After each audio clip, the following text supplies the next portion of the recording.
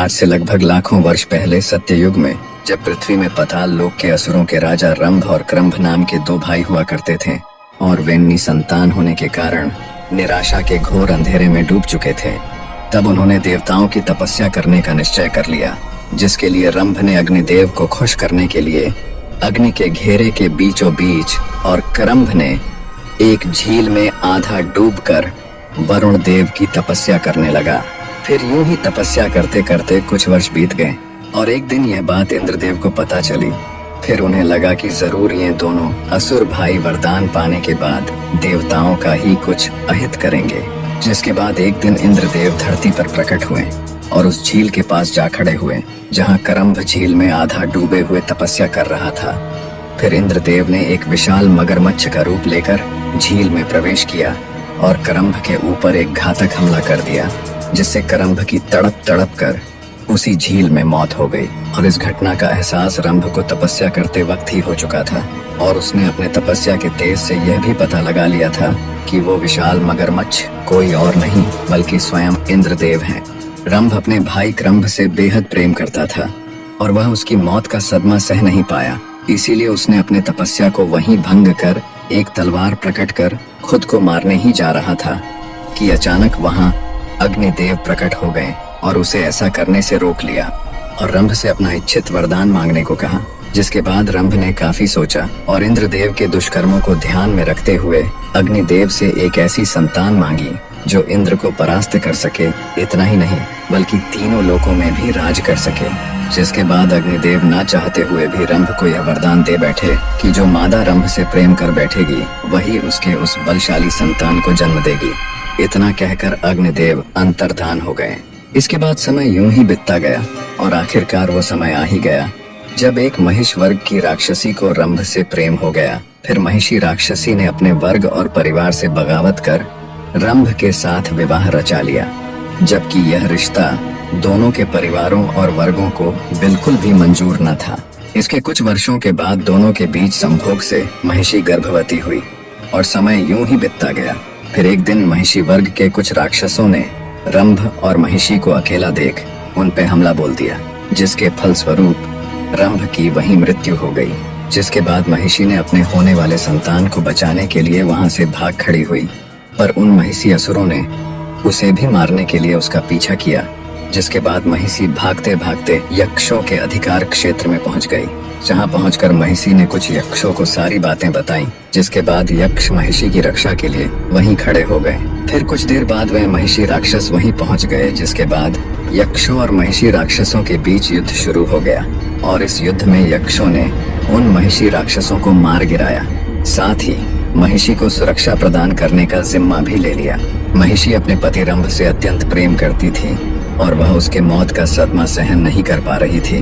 फिर कुछ देर बाद यक्षों ने रंभ के मृत शरीर को अंतिम संस्कार के लिए तैयार किया और महिषी को इसकी सूचना दी। फिर कुछ देर बाद यक्षों द्वारा रंभ के चिता को आग लगाया गया और यह देख महिषी खुद को रोक न पाई और उस जलती हुई चिता में कूद पड़ी। जिसके बाद रंभ के साथ साथ महिषी भी उस चिता की आग में समा गई और खुद का जीवन समाप्त कर लिया। कुछ देर तक यूं ही चिता की आग जलती रही, लेकिन कुछ देर बाद उस चिता की अग्नि ने एक भयंकर रूप ले लिया। जिसके बाद उस चिता की अग्नि में से एक बेहद बलवान और पहाड़ जैसा दिखने वाला असुर बाहर निकला, जिसे देख सभी यक्ष घबरा गए। वह इस सृष्टि का पहला ऐसा असुर था जिसे खुद के और अपने लक्ष्य के बारे में सब कुछ पहले से ही पता था, और वह असुर कोई और नहीं बल्कि बलशाली महिषासुर था। फिर कुछ देर बाद उसी जलती हुई चिता से दोबारा एक भयंकर विस्फोट हुआ और उसी चिता में से एक दूसरा असुर भी बाहर आया, और वो असुर कोई और नहीं बल्कि स्वयं रंभ था, जो कि पुनर्जन्म लेकर दोबारा लौटा था। और इस जन्म में वह रक्त बीज था और यह सब रंभ के द्वारा किए गए अग्निदेव के तपस्या का ही प्रभाव था। इसके बाद रक्त बीज ने महिषासुर को पाताल लोक चलने की बात कही, जिसके बाद महिषासुर ने साफ साफ मना कर दिया। उसने तपस्या और सारी सिद्धियां हासिल करने के बाद ही पाताल लोक में कदम रखने का प्रण लिया। जिसके बाद महिषासुर निकल पड़ा ब्रह्मदेव की तपस्या करने। फिर वह एक शांत वन में जाकर अग्निकुंड का निर्माण कर उसी में बैठ पड़ता है तपस्या करने। और ब्रह्मदेव को प्रसन्न करने के लिए वह एक अति कठिन तपस्या में लीन हो जाता है। तपस्या कुछ वर्षों तक यूं ही चलती रही और एक लंबे समय के बाद वो दिन आ ही गया जब ब्रह्मदेव महिषासुर से प्रसन्न होकर प्रकट हुए और फिर उन्होंने महिषासुर से अपना वरदान मांगने को कहा। जिसके बाद महिषासुर ने ब्रह्मदेव से सीधा अमर होने का वरदान मांग लिया, जिसके लिए ब्रह्मदेव ने साफ मना कर दिया और कोई दूसरा वरदान मांगने को कहा। जिसके बाद महिषासुर ने बड़े ही सोच विचार कर एक ऐसा वरदान मांगा जिसके दौरान कोई भी देवता या राक्षस उसका वध न कर सके। दरअसल महिषासुर स्त्रियों को बेहद कमजोर समझता था। उसे हमेशा से यही लगता था कि यदि पुरुष उसका कुछ अहित नहीं कर सकते तो ये स्त्रियां आखिर उसका क्या ही अहित कर लेंगी। और उसने खुशी खुशी ब्रह्मदेव से यह वर मांग लिया। फिर ब्रह्मदेव ने महिषासुर को वरदान में सिर्फ एक महाशक्तिशाली स्त्री के हाथों ही अहित होने का वरदान देकर अंतर्धान हो गए। जिसके बाद महिषासुर जोड़ों से ठहाके लगाने लगा। फिर वह निकल पड़ा और भी अधिक से अधिक वरदान और सिद्धियां प्राप्त करने की ओर। इसके बाद हर एक वरदान प्राप्ति के बाद उसकी शक्ति अर्जित करने की कामना बढ़ती ही जाती। उसने तमाम अलग अलग देवताओं से शक्तियां अर्जित की, जिसके बाद उस समय महिषासुर पूरे ब्रह्मांड का एकमात्र महाशक्तिशाली असुर बन चुका था। फिर महिषासुर पृथ्वी के कोने कोने में जाकर भरपूर मारकाट मचाने लगा। उसने अन्य असुरों को आसानी से युद्ध में हराकर अपना साम्राज्य स्थापित करना शुरू कर दिया और धीरे धीरे पूरी धरती उसके अधीन हो गई। महिषासुर यही नहीं रुका, उसने स्वर्ग पर भी कब्जा करने की ठान ली और उसने अपने एक दूत को स्वर्गलोक भेजा और उस दूत ने इंद्रदेव को स्वर्गलोक खाली कर देने का संदेश सुना दिया। जिसके बाद इंद्रदेव आग बबूला हो उठे और उन्होंने समय नष्ट न करते हुए सभी देवताओं समेत महिषासुर के ऊपर हमला कर बैठे। जिसके जवाब में महिषासुर ने देवताओं को मुंह तोड़ जवाब दिया और देवताओं को वापस स्वर्ग लोक भागने पर मजबूर कर दिया और देवता महिषासुर से आसानी से हारकर स्वर्ग वापस आ गए। लेकिन देवताओं का पीछा महिषासुर से इतनी आसानी से छूटने वाला नहीं था, क्योंकि महिषासुर ने भी बिना समय नष्ट किए देवताओं के पीछे पीछे स्वर्ग पहुंच चुका था और स्वर्ग पहुंचते ही वो अपने असुर सेना के साथ देवताओं पे टूट पड़ा। जिसके बाद स्वर्ग में देवताओं ने भी खूब दमखम के साथ महिषासुर और उसके असुरों के साथ युद्ध किया और अपना पराक्रम दिखाया।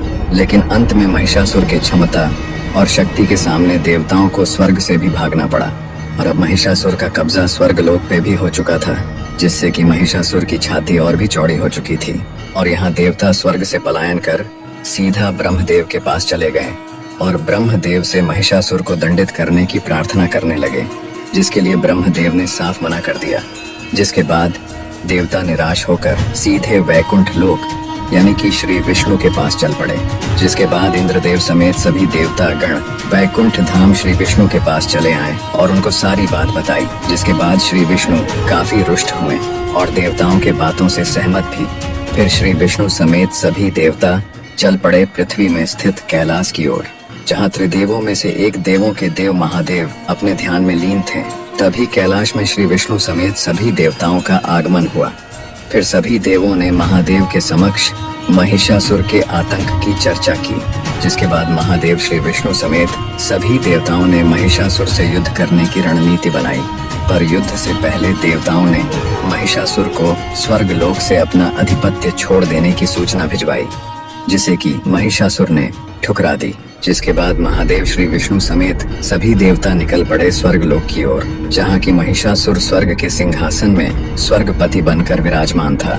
साथ ही महिषासुर ने भी होने वाले युद्ध का अनुमान लगा ही लिया था। जिसके बाद उसने भी युद्ध की तैयारियां करनी शुरू कर दी और देखते देखते स्वर्ग पे देवताओं का आगमन शुरू हो गया। सभी देवताओं का नेतृत्व श्री विष्णु कर रहे थे, यहाँ तक कि महादेव भी युद्ध में हिस्सा लेने देवताओं के साथ स्वर्ग पहुंच चुके थे। जिसके बाद महिषासुर की तरफ से युद्ध का बिगुल बज चुका था। फिर देवताओं और असुरों के बीच एक भयंकर महायुद्ध शुरू हो गया। जिसके बाद श्री विष्णु समेत सभी देवता मिलकर महिषासुर और उसके प्रमुख योद्धाओं के ऊपर टूट पड़े। फिर महिषासुर ने भी देवताओं के ऊपर बेहद शक्तिशाली प्रहार करना शुरू कर दिया।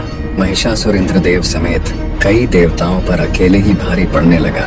जिसके बाद श्री विष्णु सामने आए और अपने गदा प्रहार से महिषासुर को वहीं धूल चटाने लगे।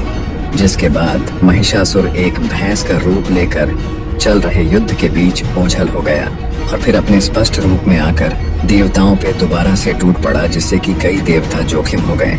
और यहाँ महादेव अपने त्रिशूल से महिषासुर के आसुरी सेनाओं को मिट्टी में मिलाते जा रहे थे।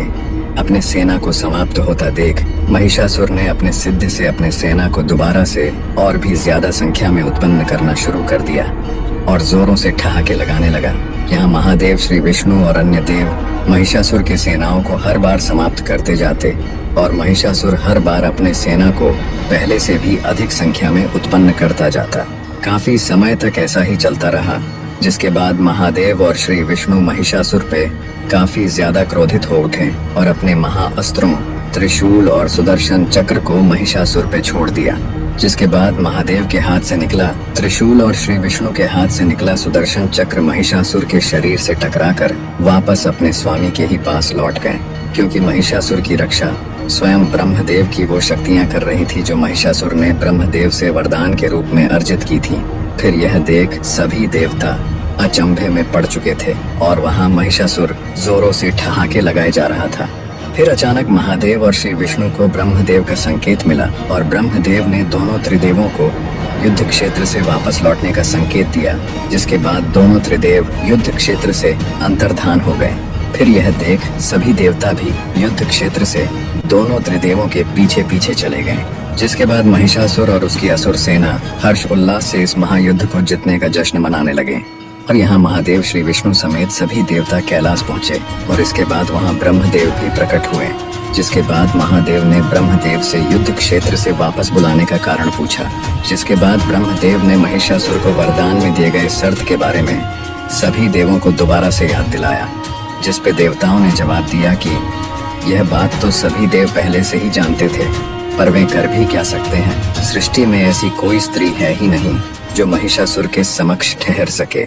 जिस पे ब्रह्मदेव ने कहा कि महिषासुर का अंत करने के लिए एक ऐसी स्त्री होनी चाहिए जिसके पास सभी देवताओं की कुछ कुछ शक्तियां मौजूद हों और उस स्त्री के पास सभी देवताओं की शक्तियों को एक साथ संभाल पाने और उसका सही से इस्तेमाल कर पाने की क्षमता भी हो।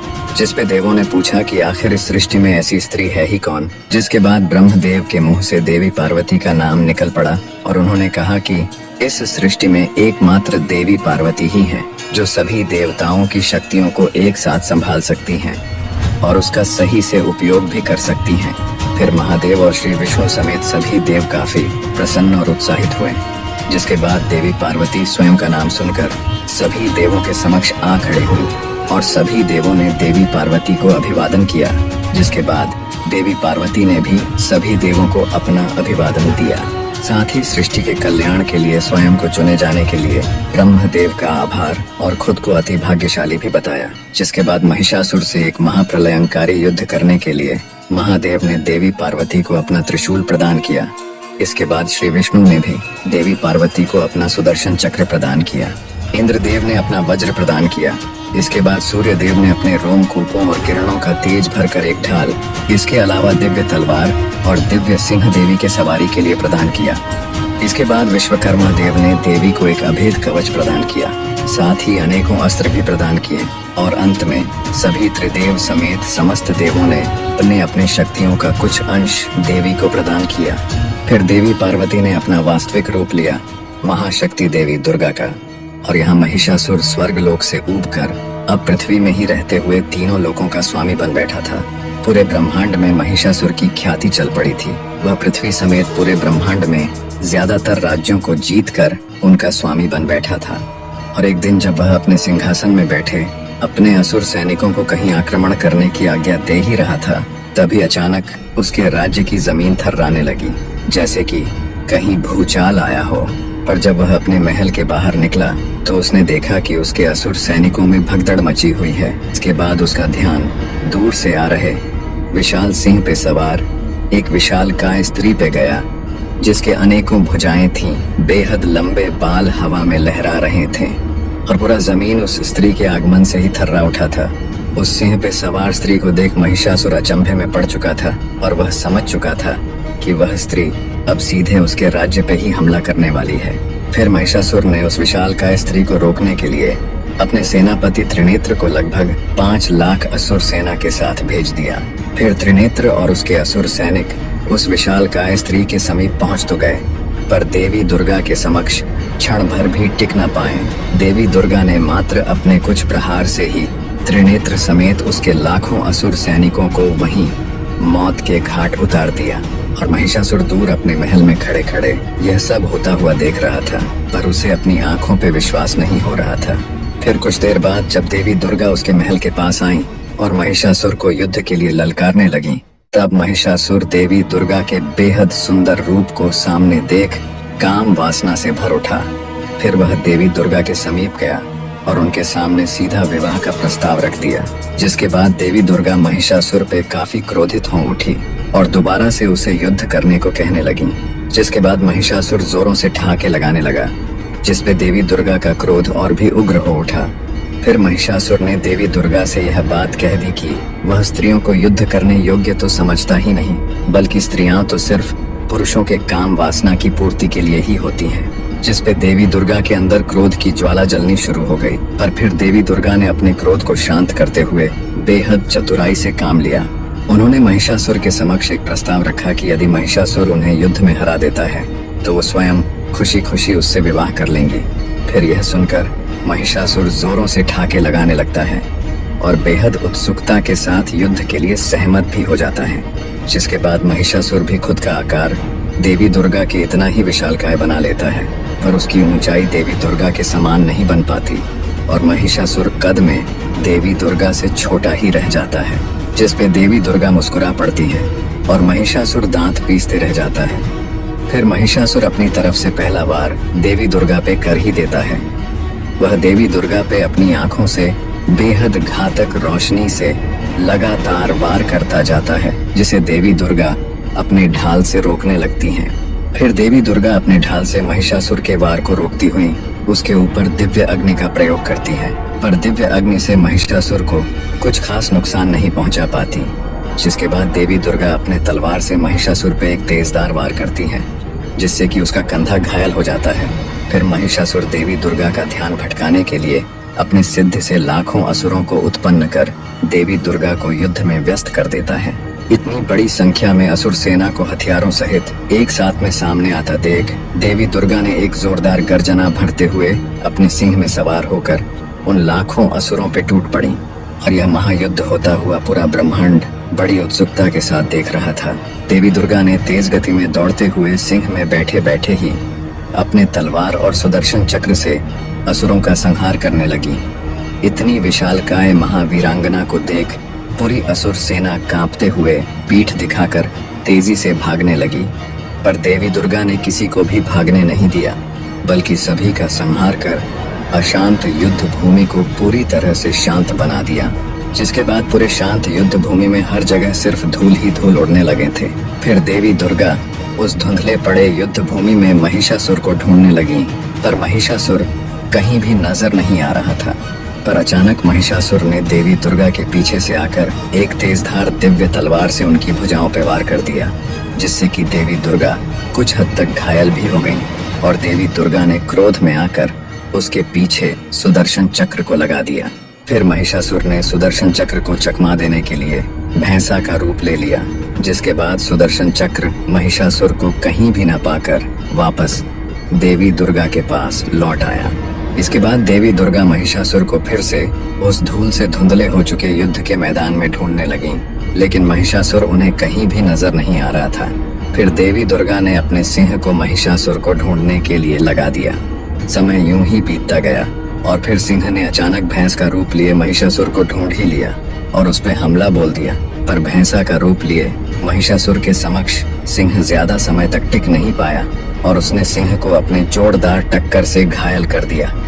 सिंह की पीड़ा गर्जना सुनकर देवी दुर्गा फुर्ती के साथ वहां चली आई और सिंह को सहलाने लगी, पर सिंह ने देवी दुर्गा पे ही हमला कर दिया, क्योंकि दरअसल वह सिंह कोई और नहीं बल्कि सिंह का रूप लिए महिषासुर ही था। जिसके बाद देवी दुर्गा अति क्रोधित हो उठी और महिषासुर पे त्रिशूल लेकर कूद पड़ी, पर महिषासुर अपने माया से अचानक वहां से गायब हो गया। यूं ही युद्ध होते होते लगभग 9 दिन बीत चुके थे और अब देवी दुर्गा महिषासुर के साथ साथ अपने सिंह को भी ढूंढने लगी। महिषासुर के छल कपट से देवी दुर्गा अति क्रोधित अवस्था में पहुंच चुकी थी। उनका क्रोध चरम सीमा में था। और इसी बीच देवी दुर्गा ने अपने सिंह को मूर्छित अवस्था में देखा। उसे देखते ही देवी दुर्गा समझ गईं कि ये उनका अपना सिंह ही है। फिर देवी दुर्गा सिंह की तरफ आगे बढ़ ही रही थीं कि दूसरी तरफ से महिषासुर भैंसा का रूप लिए तेजी से देवी दुर्गा की तरफ दौड़ता चला आया और महिषासुर ने अपनी पूरी ताकत लगाकर देवी दुर्गा को बड़ी तेजी से पीछे की तरफ धकेलता हुआ काफी दूर लेकर जाने लगा। यहाँ तक कि एक विशालकाय चट्टान को भी ध्वस्त करते हुए महिषासुर देवी दुर्गा को काफी पीछे की तरफ धकेलता ही गया। ऐसे ही धकेलते हुए वो देवी दुर्गा को लिए काफी दूर पहुंच गया, पर फिर अचानक देवी दुर्गा ने अपना संतुलन बनाते हुए महिषासुर को वहीं रोक दिया। इसके बाद महिषासुर ने काफी जोर लगा लिया, पर देवी दुर्गा को तनिक भी हिला ना पाया। फिर देवी दुर्गा ने अपने जोरदार मुक्कों से महिषासुर के पीठ में वार किया, जिससे महिषासुर जमीन में गिर पड़ा और कराहने लगा। फिर देवी दुर्गा ने अपने पैरों से उसे पलटकर उसके छाती में त्रिशूल से वार कर दिया। इसके बाद महिषासुर जोरों से कराहने लगा। फिर वह रोने भी लगा और देवी दुर्गा से क्षमा भी मांगने लगा। और उसने यह भी मान लिया कि एक स्त्री को कमजोर समझना उसकी सबसे बड़ी भूल थी और अपने सभी करतूतों के लिए देवी दुर्गा से क्षमा की उम्मीद करने लगा। जिसके बाद